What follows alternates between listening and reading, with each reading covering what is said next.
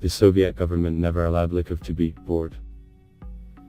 Many old believers during collectivization entered atolls and remained in the area of their residence, led the same way of life. The authorities were not very interested in such people. But Stepan, Karp and Evdokim Lykov stayed away from the Stalinist government. Apparently for this they had good reason. Neighbors and friends condemned Lykov's actions, considering sinful, and advised them not to run, to live like everyone else, not to torment the family. Now I'll tell you about all the cases by year, when hermits or security officers met hermits in the taiga. And at the end of this video I'll tell you what, in the opinion of Agafya Lykova, was in her life the most difficult of all the hardships suffered. Therefore, watch the video to the end. And I'll ask you to subscribe to our channel with a button under the video, who has not done so yet. And press the bell so as not to miss new videos. And we will continue. In 1934, the brothers Evdokim and Karp were digging potatoes. By the way, they were under the food ban of the Old Believers. Employees of the reserve received an anonymous letter on Evdokim stating that he was helping the White Guards in civilian service and came to find out. After the cry of the inspectors, Evdokim rushed to the house. Karp remained in place as ordered. Rusakov shot at Evdokim. The bullet went right through, from behind through the stomach, from left to right. Despite a mortal wound, he reached the caches. Later, a bear opened his grave and almost destroyed the corpse. In 1937, employees of the Agafya again visited the Lykovs with questioning. Karp decided not to risk it and went on the run with his family. In 1940, employees of the reserve during a multi-day tour accidentally saw Karp Lykov, who was fishing on the river. They forced him to show his family as dwelling with threats. They lied that they figured out the murder of brother Evdokim, punished the guilty. They offered to own a house on the far cordon of the reserve, a bathhouse, a cow and work.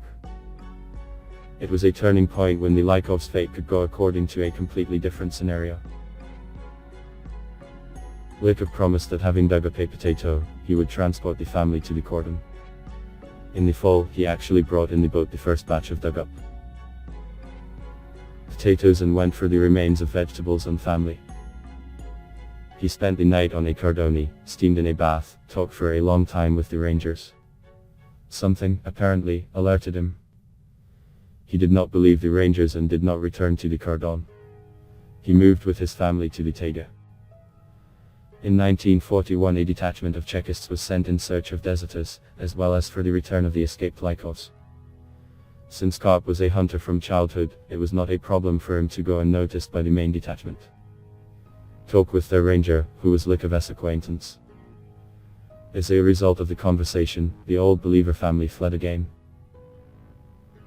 Lykov accidentally found military topographers in the fall of 1945. And the Lieutenant Barashkov, who headed the topographic detachment, returned and indicated this event in the report. There are children in the family. 2 are already adults. The head of the family, seeing the epaulets, decided that imperial authority had returned, began to pray and tried to kiss my boots. This report, naturally during the Usur, was not advertised. In 1946, another Agafya detachment set out on a campaign to force the Lykov family to return and to try Karp for not participating in the war. For 17 days, guides and security officers wandered in aimless searches. And the Lykovs went even further, leaving no trace even in the snow. In 1978, geologists from a helicopter noticed them again. But Lykov already understood that times had changed and the investigators were no longer interested in them. Therefore eagerly contacted the world, although completely in vain.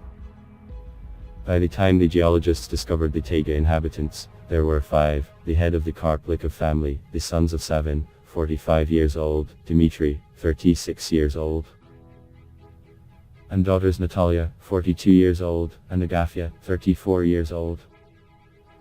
Since the Lykovs in isolation did not acquire such immunity as people living in society, they became infected and died.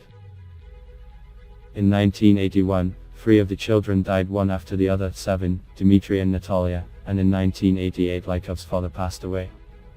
Agafya has been a hermit since 1988.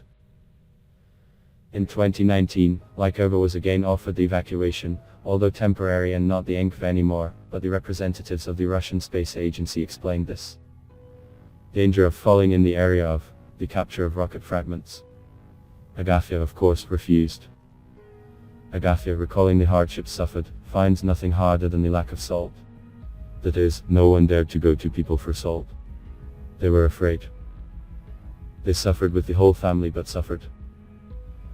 Although Lykov, as in his youth, endured the disease from a village 150 came in the Taiga alone.